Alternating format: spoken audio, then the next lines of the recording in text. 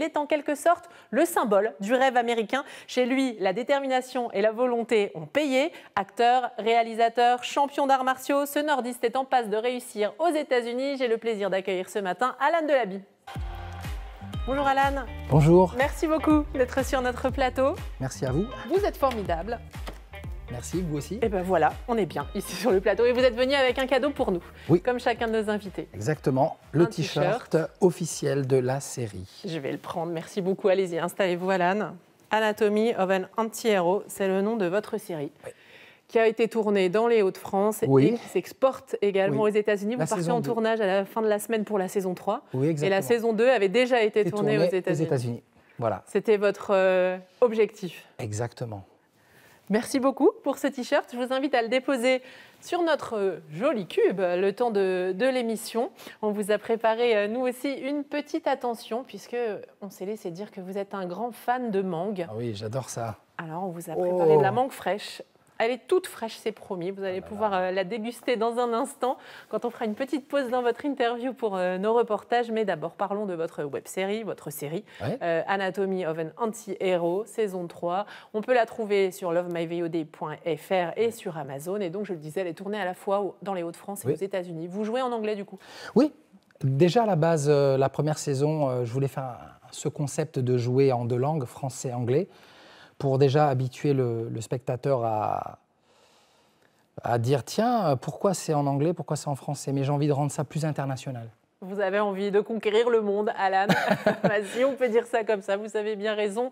C'est quoi le pitch en un mot? Le pitch, c'est un homme atteint d'une tumeur au cerveau qui cherche la rédemption. Il a été accusé d'un meurtre qu'il n'a pas commis.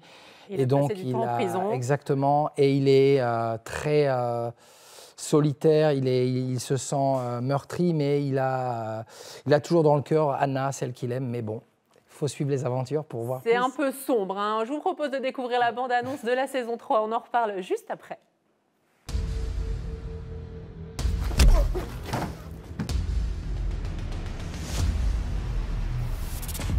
This is my past.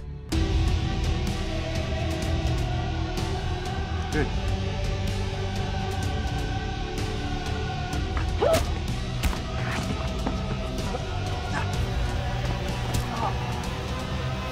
When do we begin? This is my last chance to save my soul. Donc je le disais, vous parlez anglais et vous pratiquez les arts martiaux. Oui. Ça, c'est vraiment quelque chose qui vous tient à cœur aussi. Vous êtes très, très polyvalent, acteur, réalisateur. Vous avez été champion d'Europe de nunchaku artistique en 1993 et 2011. Oui.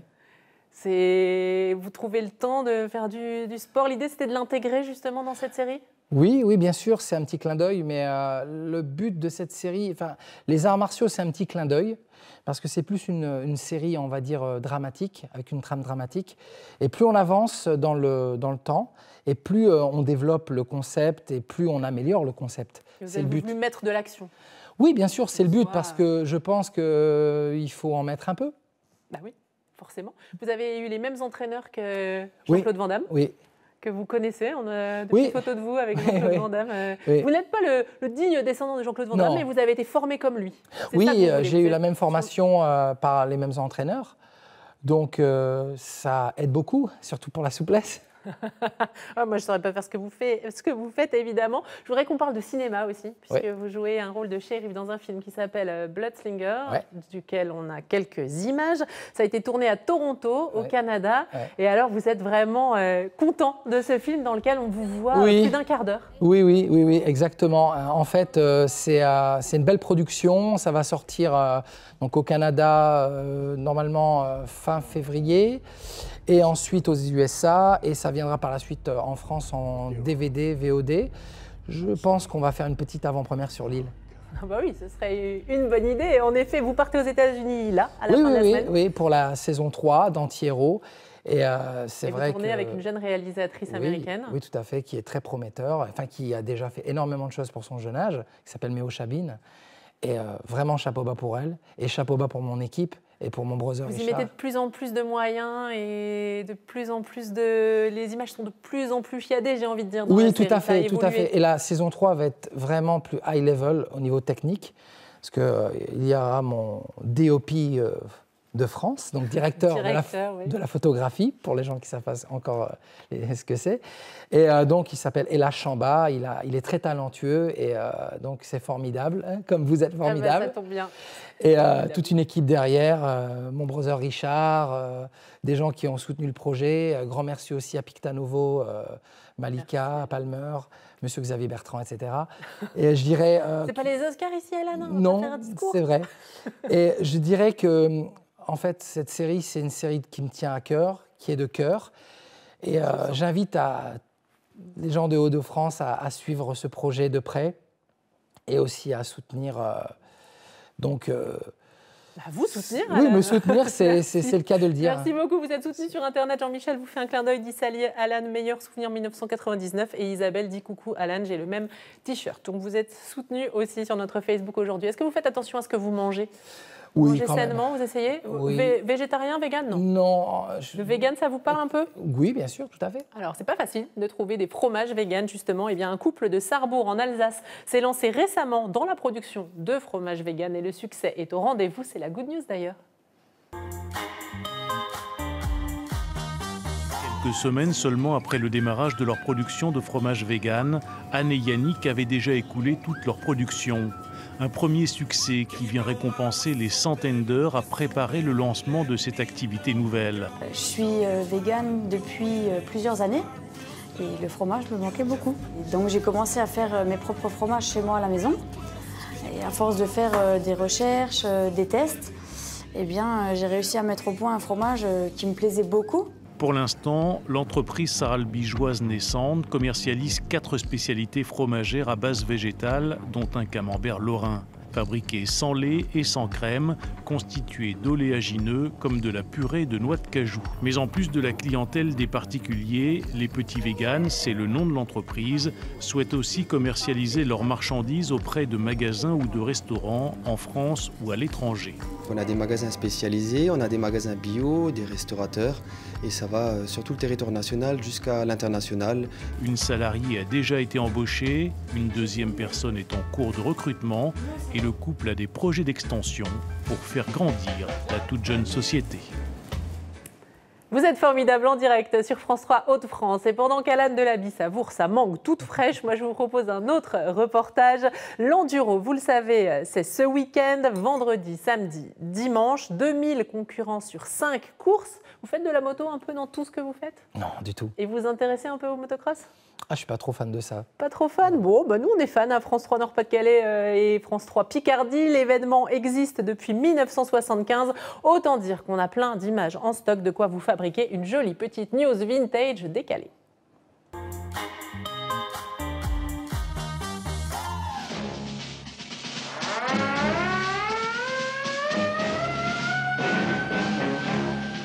À mon commandement, présentez armes. En joue, feu. L'enduro qui s'élance, c'est comme une armée déployée prête à gagner.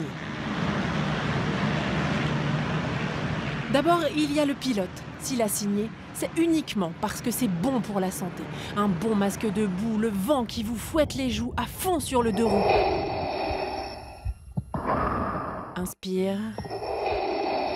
Expire. Pollution, je dis non,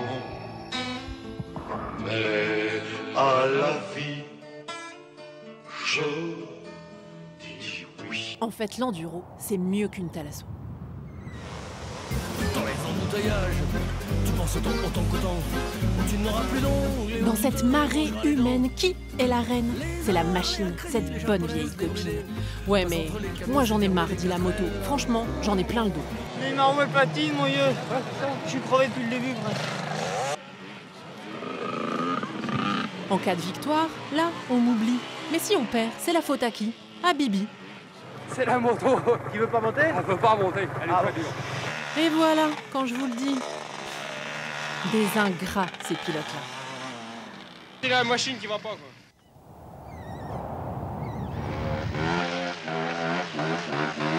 Un pour tous pour un. Pour ça, l'enduro, c'est trop bien. Une histoire d'amitié, de complicité.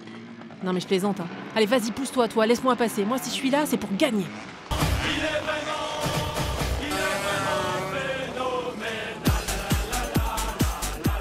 Un discours, un discours. Je suis mort. Si c'est ça l'enfer, je ferai ma prière tous les jours et j'irai à l'église tous les jours. Ah, le calme après la tempête. Non, parce que l'enduro, c'est chouette, mais avouez, ça fait du bien quand ça s'arrête.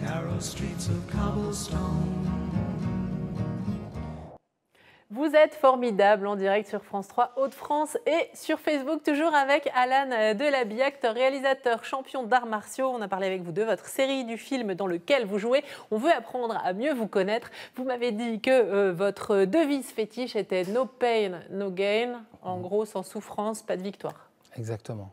Ça veut dire que vous donnez tout ce que vous avez à chaque fois? J'essaye. Et c'est en train d'aboutir. Alors, vous n'avez pas eu le prix, mais vous avez néanmoins été nominé au Los Angeles Film Award pour votre rôle. Oui, Best Actor, nomination Best Actor Los Angeles Film Award. Ouais.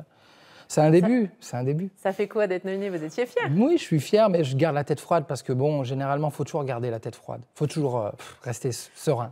Et Satou sur Facebook dit, c'est dommage, d'aller aux États-Unis pour réussir et que vous n'arriviez pas à plus encore percer ici dans les Hauts-de-France. Vous jouez sur les deux terrains, en fait. Je joue sur les deux terrains, mais j'invite tous les réalisateurs à me prendre. Je suis partant. Voilà, il est dispo, Alan, il y croit, il en veut. Un de vos films préférés, votre film culte, Vol au-dessus d'un nid de coucou. On s'attendait peut-être à un film d'arts martiaux? Oui. Non. Mais non. C'est la performance de Jack Nicholson qui vous a ébloui? Oui, tout à fait. Je pense que Jack Nicholson est un homme incroyable avec un charisme et un jeu d'acteur terrifiant, parce que dans Shining aussi, il est très fort. Et vous adorez jouer les méchants. Ouais. Je viens de dire ça. Faites-moi une tête de méchant. Virginie, regarde-moi bien dans les yeux. Arrêtez, vous allez me faire peur. Ok, j'ai peur, c'est bon, vous avez gagné. Votre plus gros défaut, vous voulez trop bien faire. Vous êtes trop gentil avec les gens, vous êtes trop perfectionniste. Je suis perfectionniste, mais j'ai une grande sensibilité. Et votre source d'inspiration, puisqu'on parle de votre sensibilité, c'est votre papa, Oui. Pierre. Oui. Et il est décédé quand vous aviez 16 ans. Ouais. Et depuis, tout ce que vous faites, c'est en pensant à lui et au fait qu'il croyait beaucoup en vous. Ouais, je ne peux pas l'oublier, je ne l'oublierai jamais. Mais évidemment. Ouais. Il m'a dit pas mal de choses et il m'a dit, quand j'avais 16 ans, n'abandonne pas parce que je crois en toi. Eh bien, il avait raison de croire en vous, Alan. On va passer tout de suite à notre petit jeu de questions-réponses. À signaler aussi que celle qui joue votre maman dans Anatomy of an Anti-Hero, c'est Catriona McCall, et qu'on l'avait vue dans Plus belle la vie, où elle jouait le rôle d'Anne Bocara, qui est un peu des stars, en fait, dans votre série, avec vous. Alors, qu'est-ce que vous avez tiré au sort? Dites-moi. La dernière interview. La dernière interview, eh bien, c'est parti. Est-ce que vous êtes prêts? Oui. Alors, attention, on y va. C'est la dernière interview d'Alan Delaby. Le dernier verre que vous ayez bu? Il y a une semaine. C'était quoi? Je bois pas d'alcool, c'était un jus de fruits. Ah bah oui, parfait. Ça nous va, vous savez, dernier plat régional que vous ayez consommé dans les Hauts-de-France? Alors, une tarte au maroilles. Vous en mangez souvent? Pas souvent, mais j'adore. Dernier disque que vous ayez écouté? Dernier disque que j'ai écouté hier. C'était quoi? C'est donc un disque de Prince. Et vous-même, vous composez, on l'a pas dit ça, vous avez sorti 3 albums de musique électro avec des labels indépendants. Quand je vous dis qu'il n'arrête pas, Alan Delaby, il est sur tous les fronts. Dernière fois que vous ayez pris de la drogue, Alan? Jamais. Jamais. Dernier coup de gueule? Il y en a plein des coups de gueule. On va les passer, alors dernier coup de cœur. Coup de cœur? Pour ma petite fille. Ambre. Ouais. Elle a 12 ans, Ambre, on lui fait un petit coucou. Dernier craquage carte bleue, Alan? Craquage carte bleue, hier. Vous avez acheté un billet pour les États-Unis? Non, du tout. Vous avez acheté quoi? Des accessoires pour la série. Ah bah voilà, il investit tout lui-même. Dernier mensonge? J'aime pas mentir. Bon, vous avez raison. Merci beaucoup, Alan, d'avoir répondu à toutes ces questions et d'être venu en direct sur le plateau de Vous êtes formidable. Je rappelle, Bloodslinger, le film dans lequel vous jouez un shérif, sort fin février au Canada. La série Anatomy of an Anti-Hero, la saison 1, la saison 2 et bientôt la saison 3 seront disponibles sur lovemyvod.fr et sur Amazon. Ça se termine, cette émission. Et c'est l'heure de nos belles photos des Hauts-de-France. Chantilly de Lincourt vient de Lincourt, comme son nom l'indique, et c'est elle notre photographe du jour. Lincourt, c'est dans l'Oise. Cette photographe est tombée amoureuse du patrimoine picard, notamment les paysages de campagne qui ont inspiré de nombreux peintres. À noter, je passe le message, puisque vous disiez, vous, que vous vouliez être recruté par des réalisateurs. Eh bien, Chantilly, elle dit qu'elle est ouverte au partenariat avec des artisans locaux ou des offices de tourisme. Quant à vous qui nous regardez, si vous faites de beaux clichés de notre région, vous n'hésitez pas à nous les envoyer pour qu'on les diffuse et qu'on fasse connaître votre talent et surtout qu'on découvre la région tous ensemble. Alors moi, je suis nulle en photo, même les selfies, parfois, ils sont flous. Là, je vais essayer de faire un effort. Vous êtes prêts ? Hop, c'est parti pour la photo souvenir avec Alan Delabille. On vous suivra de près, vous nous donnerez des nouvelles, j'espère.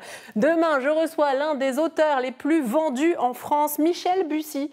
L'un de ses livres, Maman a tort, est en cours d'adaptation pour la télé. Le tournage a eu lieu, devinez où ? Chez nous, dans les Hauts-de-France, avec Gilles Alma et la comédienne Camille Lou. Soyez au rendez-vous demain à 10h50. Et surtout, n'oubliez jamais que vous êtes formidables. À demain. Merci.